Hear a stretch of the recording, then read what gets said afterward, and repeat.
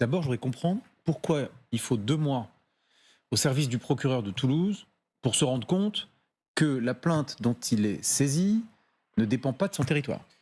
Déjà, il faut peut-être plusieurs semaines pour qu'elle soit portée, ne serait-ce qu'à sa connaissance. Vu le volume de plaintes, ce sont des millions de plaintes qui sont déposées chaque année en France. Alors, pas toutes pour des faits d'agression sexuelle et pas toutes pour des faits de viol, mais pour les faits d'agression sexuelle, l'ordre de grandeur, il est supérieur aux centaines de milliers. C'est En énorme. France, sur En l'ensemble du France, ben territoire. oui, bien sûr.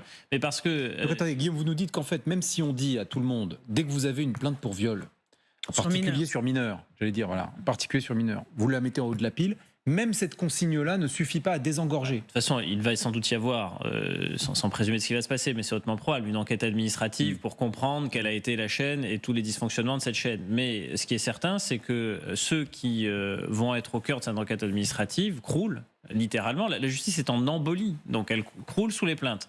Alors, tout le monde se plaint du fait que la justice soit toujours trop lente. Effectivement, c'est trop lent.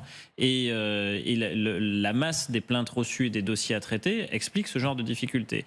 D'autant plus que vous avez le droit de porter plainte n'importe où en France. Dans n'importe quelle brigade de gendarmerie, dans n'importe quel commissariat. Vous n'êtes absolument pas tenu de porter plainte là où les faits se sont passés. Vous pouvez porter plainte là où vous résidez, vous pouvez porter plainte ailleurs, n'importe où sur le territoire national, et personne n'a le droit de vous refuser de prendre une plainte. On dit aussi pour les gens qui nous regardent.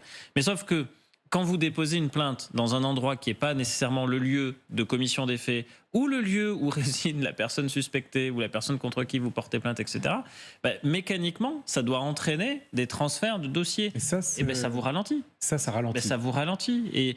Et donc, je ne dis pas que les gens ont tort de porter plainte là où ils vont porter plainte, mais ça crée des complexités procédurales. Pardon, mais ils ont des ordinateurs.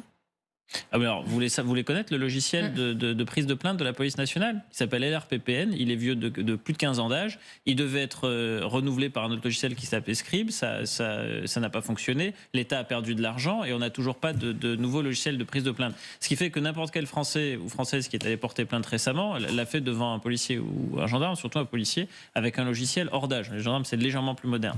Mais non, ça ne fonctionne pas bien.